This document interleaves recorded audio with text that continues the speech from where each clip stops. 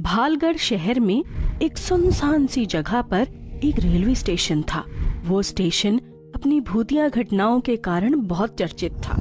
दो दोस्त आपस में बातें करते हुए, अरे भाई जल्दी घर पहुंचना है। अच्छा, जल्दी जाना है तो भालगढ़ वाली भूतिया ट्रेन में चला जा, जल्दी पहुंचा देगी। ना बाबा ना, मैं तो देर से ही पहुंच जाऊंगा, लेकिन उस स्टेशन वाली ट्रेन में तो कभी ना बैठूं। सुना है जो कोई भी उस ट्रेन में जाता है वो कभी वापस नहीं आता। हाँ, सुना तो मैंने भी है कि वहाँ एक चुड़ैल रहती है जो पूरी की पूरी ट्रेन ही खा जाती है। भाई राम ही बचाए ऐसी चुड़ैल से। तो चलो भाई दूसरे स्टेशन चलते हैं, घर देर से ही सही पर दुरुस्त तो पहुंचेंगे। तभी उस स्टेशन पर एक अनजान व्यक्ति आता है। क्या शहर है, बड़े ही अजीब लोग हैं। इतनी देर से स्टेशन का पता पूछ रहा हूँ, किसी ने भी इस स्टेशन का पता नहीं बताया। दूर दूर के स्टेशन बताए जा रहे हैं। कुछ देर खड़े होने के बाद, शहर क्या, यहाँ तो सब कुछ ही अलग सा है। अब इस स्टेशन को ही देख लो, एकदम सुनसान पड़ा है। ना कोई टिकट घर है, ना कोई भी इंसान। तभी अचानक से, अरे ये क्या भाई, ये बेंच ऐसे क्यों हिल रहा है और इतना सन्नाटा क्यों छाया हुआ है? अरे भाई कोई तो आ जाओ जल्दी से, तो उसे देखकर ही थोड़ी हिम्मत बंध जाए। तभी अचानक ट्रेन का हॉर्न बजता है। अरे वाह, ट्रेन आ गई। चलो अच्छा है, अब ट्रेन में बैठ जाऊंगा, फिर मेरे बाद इस स्टेशन पर कोई आए या ना आए। ट्रेन स्टेशन पर आकर रुकती है। ट्रेन देखकर शेखर कहता है, अरे ये क्या, इस ट्रेन का तो कोई भी ड्राइवर नजर नहीं आ रहा। ये ट्रेन चला कौन रहा है? और इस ट्रेन में भी कोई नहीं है, सारी ट्रेन ही खाली है। चलो खैर मैं तो चढ़ूं, क्या पता अगले स्टेशन से और भी कोई चढ़ जाए। थोड़ी देर बाद, अरे भाई इतनी देर हो गई, ये ट्रेन चल क्यों नहीं रही? तभी अचानक से, अरे बाप रे, इतनी जोर का झटका, जैसे ट्रेन को किसी ने पकड़कर हिला दिया हो। देखता हूँ आखिर बाहर हुआ क्या है। जैसे ही वो उठकर ट्रेन के डिब्बे से बाहर झांकता है, ट्रेन चल पड़ती है और झटके से शेखर डिब्बे में ही पीछे गिर जाता है। अरे बाप रे, मेरी कमर तो गई। ड्राइवर जरूर अपनी बीवी से लड़कर आया होगा, तभी तो इतने गुस्से में ट्रेन चला रहा है। शेखर जैसे तैसे सीट पर आकर बैठता है। तभी अचानक से, अरे ये शीशे में मुझे ऐसा क्यों लगा जैसे कोई झांक रहा हो।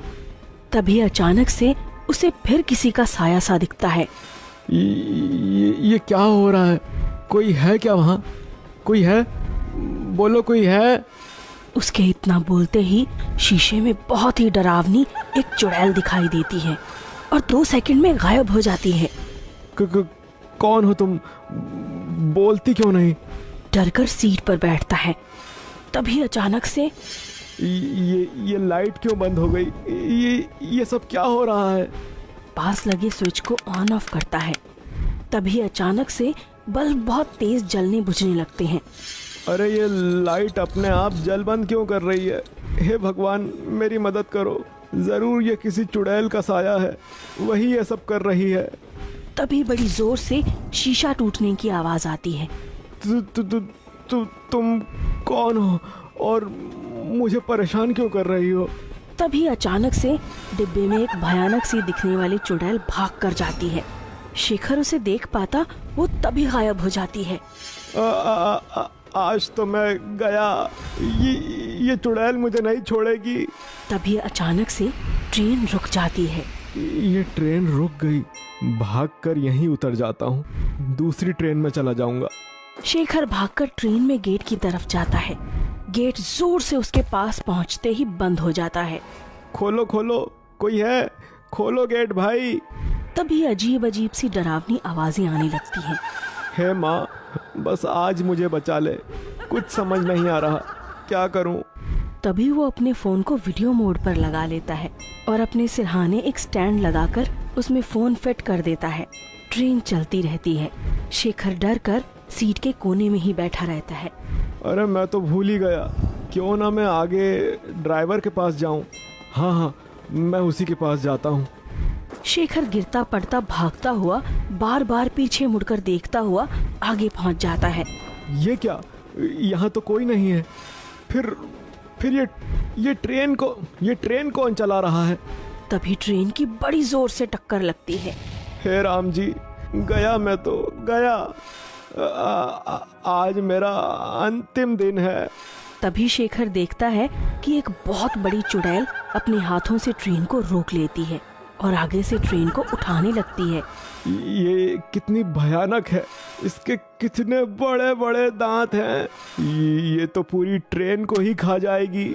और तभी जल्दी से शेखर फेसबुक पर वो वीडियो अपलोड कर देता है। देखते ही देखते ये वीडियो चारों तरफ फैल जाती है और ये सब देखकर भालगढ़ के नेता जल्दी से किसी तांत्रिक या किसी पंडित का पता लगाने को बोलते हैं जो उस चुड़ैल का खात्मा कर सके। नेताजी, मुझे किसी ने चुड़ैल वाला वीडियो दिखाया, मैं उस चुड़ैल को वश में कर सकता हूँ। देख लो बाबा, आज तक जो भी उस स्टेशन पर गया है वापस नहीं आया। नेताजी, ऐसी चुड़ैलों का खात्मा करना मैं अच्छे से जानता हूँ, लेकिन आपको मेरे लिए एक काली का बहुत बड़ा मंदिर बनवाना पड़ेगा। ठीक है, हमें मंजूर है। अगले दिन तांत्रिक अपना झोला उठाकर उस स्टेशन पर पहुंच जाता है। अब देखता हूँ कौन मुझे खाता है। तभी ट्रेन आती है। आ गई मेरे हाथों मरने के लिए। तांत्रिक ट्रेन में बैठ जाता है। तभी उसके साथ भी वही घटना होने लगती है। डरा ले, मुझे कोई फर्क नहीं पड़ने वाला। मैं तेरे इन ढकोसलों से नहीं डरने वाला। तोड़ जितने शीशे तोड़ने हैं। तभी तांत्रिक आगे के डिब्बे में जाता है। जय काली कलकत्ते वाली, तेरा कोई भी वार न जाए खाली।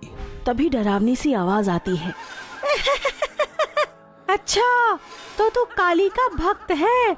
बहुत देखे हैं तेरे जैसे काली के भक्त। आज तो एक मजेदार खाना मिलेगा। और तभी जोर जोर से हवा चलने लगती है। ट्रेन जोर जोर से इधर उधर हिलने लगती है और तभी चुड़ैल ट्रेन को खाने के लिए अपना बड़ा सा मुंह खोलती है। यही सही समय है माँ काली के बाहर निकलने का। और वो तांत्रिक माँ काली की एक मूर्ति हाथ में ले लेता है। तभी वो चुड़ैल ट्रेन को निगल लेती है। अरे, ये क्या हो रहा है? मेरे पेट में आग क्यों लग रही है? ये तुमने अच्छा नहीं किया। निकलो बाहर मेरे पेट से। अब तो तेरा खात्मा करके ही बाहर आऊंगा। देखता हूँ तू मुझे कैसे हजम करती है। नहीं नहीं नहीं।